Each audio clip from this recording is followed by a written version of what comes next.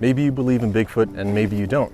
Maybe you've had your own experience somewhere out here in the woods with some sort of bipedal humanoid creature.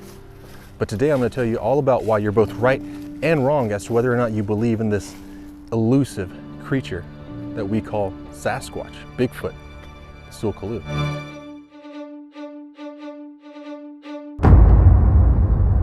So real quick before we get into the rest of this video, I just want to let all of you guys know thank you. Ever since our last video, we've almost doubled in subscribers. That's really awesome. When we get to 100, we're going to do some sort of special for y'all. I'm not sure what we're going to do. We're going to do something for you. If you have any ideas or suggestions, just put them in the comments and we'll look through them and take them into consideration. But seriously, thank you guys for all of the support. There's a lot of work that goes into these videos and we try pretty hard. I go out dressed like this all the time just to really reiterate that idea of the adventure, you know, the exploring, discovering part of all of this. So again, thank you guys. Some people say that Bigfoot is nothing but a myth, a hoax cooked up by two men out in the woods with a friend in a gorilla suit. But what if that wasn't true? What if that so-called monster we have all come to know isn't actually a myth but is lurking in the woods just outside the reach of civilization? Would you really want to know the truth as to whether or not an 8-foot beast lurked in the woods around your cabin? Also, do you realize Bigfoot and Sasquatch are not the same creature? And neither are the same as the T'sul Kalu.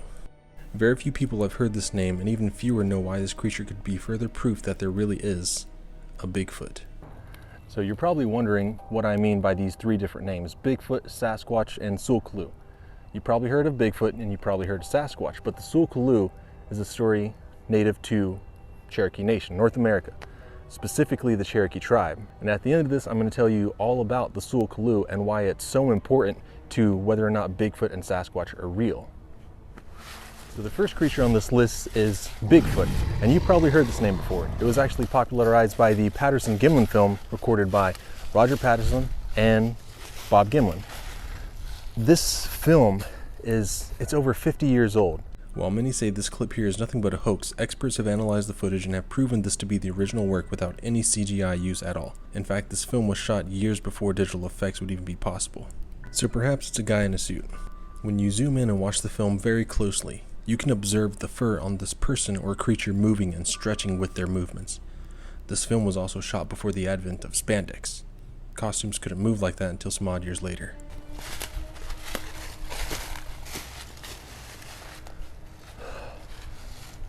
The next creature on this list is Sasquatch. A lot of people assume that Bigfoot and Sasquatch are the same creature, the same being, but they're not.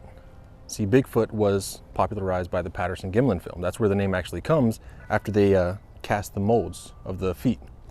The name Sasquatch comes from the word Saskets, which is actually a word from the native Canadian language. So just as a reference, Bigfoot, California, Sasquatch, Canada. And this word Sasquatch or Saskets, it's about 1,500 years old.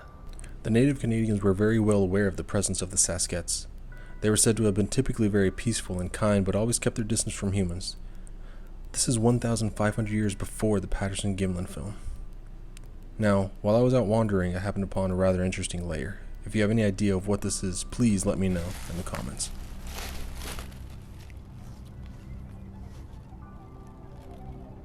Huh.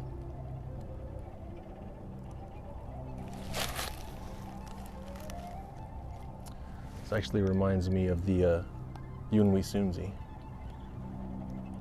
They're these tiny little people that exist in Cherokee mythology and folklore, but we'll cover that some other time.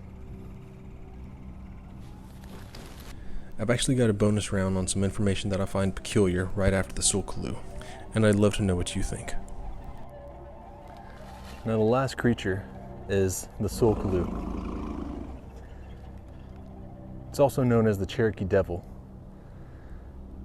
And this creature, it's said to be able to control minds. The T'sul Kalu is not a simple monster as many may believe. It is in reference to one specific creature that married a Cherokee woman. But that's a different story for a different time. The Cherokee Devil wasn't mindless. He was intelligent and could even read minds. If you were weak-willed, he could even control your mind. And in recent years, there's been more and more Bigfoot sightings in South Carolina. This is where it's said that the T'sul Kalu resides. And a lot of the reports tend to all sound so similar. They see this big hulking beast in the woods that walks like a man but looks like an ape, and when they see his eyes, they feel paralyzed and can't move, as though the creature was preventing them from escaping. These creatures most likely exist, but they're probably something that none of us are ready to deal with. Bigfoot is most likely out there, but it isn't a monster or a hoax. It's something we haven't thought of yet. Otherwise, we'd probably understand how to find it by now. Bonus round. Explain to me why bears are afraid of people. Perhaps you could say it's because they're dangerous and they're loud and they're destructive. While yes, people are dangerous, loud, and destructive, they're significantly smaller than bears. You see a black bear stands on its leg and on its hind legs, and it's about 6 to 7 feet tall. You see other larger bears like grizzly bears, they're about 8 to 9 feet tall. And polar bears, those are monsters. When they stand on their legs, it's essentially like two grown men standing on each other's heads. That's how gigantic these monsters are, these animals are. But yet they're afraid of us. When we walk in the woods and we make noise, they run away. So it makes you wonder, what if these bears have seen something similar to us and they know not to mess with it? The idea that bears are afraid of humans is kind of like this. Imagine yourself as, let's just say that you're The Rock, okay, Dwayne Johnson. And you see Jonah Hill. You see Jonah Hill walking through the woods, just kind of doing his thing. And your first, idea of, you being The Rock is like, oh my gosh, there's a small person walking through the woods. I am now terrified of this. It doesn't make any sense.